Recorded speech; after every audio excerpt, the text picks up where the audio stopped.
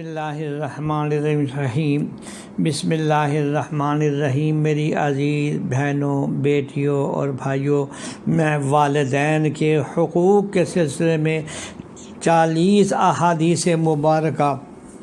پیش کر رہا ہوں۔ آج یہ پہلی روایت حضرت عائشہ صدیقہ رضی اللہ تعالی عنہا سے روایت ہے کہ رسول اللہ صلی اللہ علیہ وسلم نے فرمایا کہ میں سویا تو میں نے خواب میں دیکھا کہ میں جنت میں ہوں، وہی میں نے کسی کے قرآن پڑھنے کی آواز سنی تو میں نے دریافت کیا یہ کون ہے جو جنت میں قرآن پڑھ رہا ہے، تو مجھے بتایا گیا کہ یہ حارثہ بن نعمان ہے۔ ماں باپ کی خدمت ایسی ہی چیز ہے، ماں باپ کی خدمت ایسی ہی ہے کہ حارثہ بن نعمان لوگوں میں سے اپنی ماں کے ساتھ سب سے زیادہ نیکی کرنے والے تھے۔ اس حدیث مذکورہ میں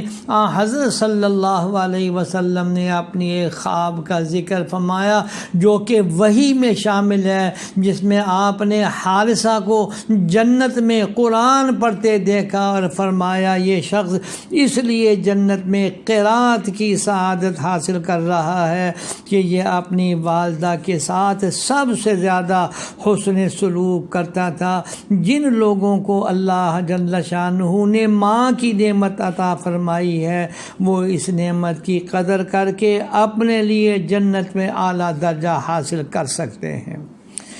اگلی روایت یہ حدیث نمبر 20 میں سنا رہا ہوں کہ رسول اللہ صلی اللہ علیہ وسلم نے فرمایا کہ ایسا بھی ہوتا ہے کہ کسی آدمی کے ماں باپ کا یا دونوں میں سے کسی کا انتقال ہو جاتا ہے اور اولاد زندگی میں ان کی نافرمانی کی وجہ سے اور ان کی رضامندی سے محروم رہتی ہے، لیکن یہ اولاد ان کے انتقال کے بعد ان کے لیے اللہ تعالیٰ سے خیر و راحت کی دعا اور مغفرت اور بخشش کی استدعا کرتی رہتی ہے، تو اللہ تعالیٰ اس نافرمان اولاد کو بھی فرما بردار قرار دے دیتے ہیں۔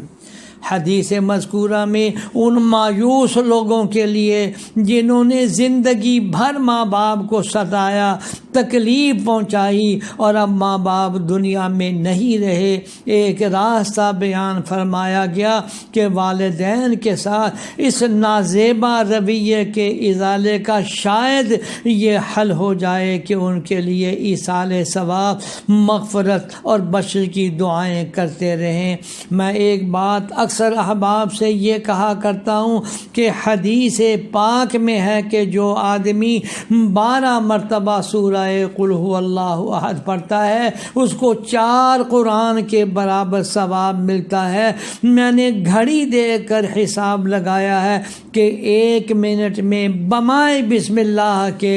12 مرتبہ سورہ اخلاص پڑھی جاتی ہے، منٹ 1 لگ رہا ہے، قرآن 4 مل رہے ہیں۔ میں اپنے تمام احباب سے درخواست کرتا ہوں کم از کم یہ 1 منٹ کا یومیہ ہدیہ اور تحفہ ماں باپ اور اپنے والدین کے علاوہ دوست احباب اور کل امت مسلمہ کے لیے ایصال ثواب کرتے رہا کریں۔ اللہ مجھے بھی اور آپ کو بھی توفیق عطا فرمائے، آمین یا رب العالمین۔